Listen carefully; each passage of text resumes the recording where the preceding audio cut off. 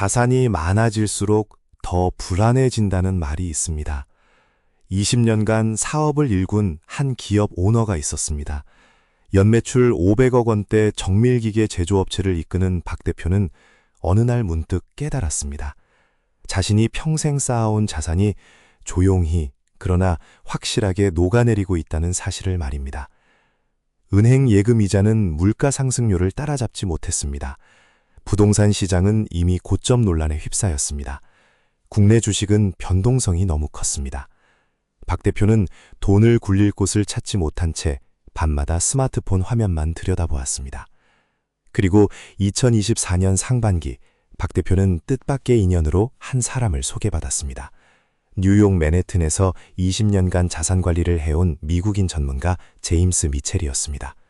오늘은 그 첫 만남이 어떻게 시작되었는지 그 전말을 처음으로 공개합니다. 2024년 상반기 박 대표의 금융자산은 약 10억 원대 규모였습니다. 숫자만 보면 나쁘지 않습니다. 하지만 박 대표는 그 자산 대부분이 은행 예금에 묶여 있다는 사실을 직시했습니다. 연 이자율 1.5% 기준으로 세전 이자는 연 약 1,500만 원 수준입니다. 여기서 이자 소득세 15.4%를 제하면 실제 손에 쥐는 금액은 월 100만 원 남짓에 불과합니다. 같은 시기 소비자 물가 상승률은 연 3에서 4%대를 유지하고 있었습니다. 즉, 돈을 그대로 두면 해마다 자산의 실질 가치가 줄어드는 구조였습니다.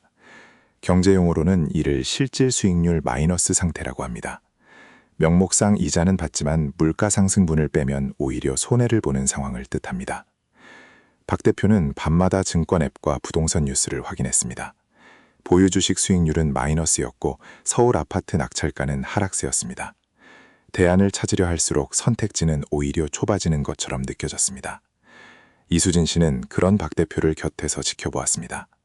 전직 회계사 출신인 이수진 씨는 가정의 재정을 꼼꼼히 관리해온 인물이었습니다. 그녀 역시 현재 자산 운용 방식에 문제가 있다는 사실을 이미 알고 있었습니다. 부부는 자산이 충분한지 여부가 아니라 자산을 어떻게 지켜낼 것인지를 두고 대화를 나누기 시작했습니다. 박 대표는 20년 동안 사업에만 집중했습니다. 그것이 옳은 선택이었다는 사실은 지금도 변함이 없습니다. 하지만 그 과정에서 하나의 맹점이 생겨났습니다. 사업가는 대부분의 에너지를 회사 성장에 쏟습니다. 개인 자산을 별도로 설계하고 운용할 시간이 부족합니다. 자연스럽게 자산은 회사에 집중되고 개인 금융자산은 은행 예금이나 부동산처럼 단순한 형태로만 남게 됩니다. 문제는 여기서 발생합니다. 기업 오너의 자산은 겉으로 보면 큰 것 같지만 실제로는 유동성이 낮고 리스크가 한 곳에 집중되어 있는 경우가 많습니다.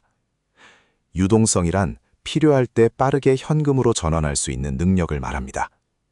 부동산이나 회사 지분은 유동성이 낮은 자산의 대표적인 예입니다. 박 대표는 스스로 이 문제를 인식하고 있었습니다. 하지만 국내에서 만난 자산관리사들은 대부분 펀드 가입이나 부동산 투자를 권유하는 수준에 그쳤습니다.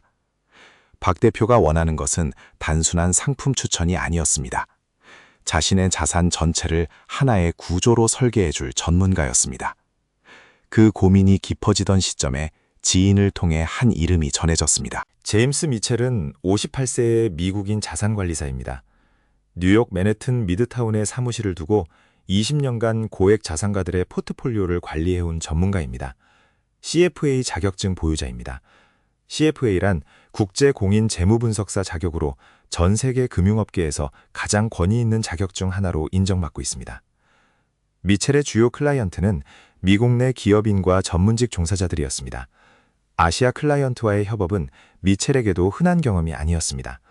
박 대표와의 만남은 공통된 지인의 소개로 시작되었습니다. 뜻밖의 연결이었습니다. 첫 접촉은 화상통화였습니다. 서울과 뉴욕, 시차 14시간을 사이에 두고 두 사람은 처음으로 얼굴을 마주했습니다. 미첼은 박 대표의 상황을 듣고 즉각적인 솔루션을 제시하는 대신 질문을 던졌습니다. 현재 자산의 구조, 목표 수익률, 허용 가능한 리스크 수준, 그리고 자산을 지키려는 이유에 대해 하나씩 물었습니다. 박 대표는 그 순간을 후일 이렇게 회고했습니다. 지금껏 만난 자산관리사들과는 질문의 방향 자체가 달랐다고 말입니다. 그것이 3개월에 걸친 컨설팅의 시작이었습니다. 미첼이 첫 미팅에서 던진 질문들은 박 대표가 예상하지 못한 것들이었습니다. 첫 번째 질문은 자산의 목적에 관한 것이었습니다. 이 자산을 10년 후에 어떤 용도로 사용할 계획인지, 노후 생활비인지, 자녀 증여인지, 사업 재투자인지를 먼저 확인했습니다.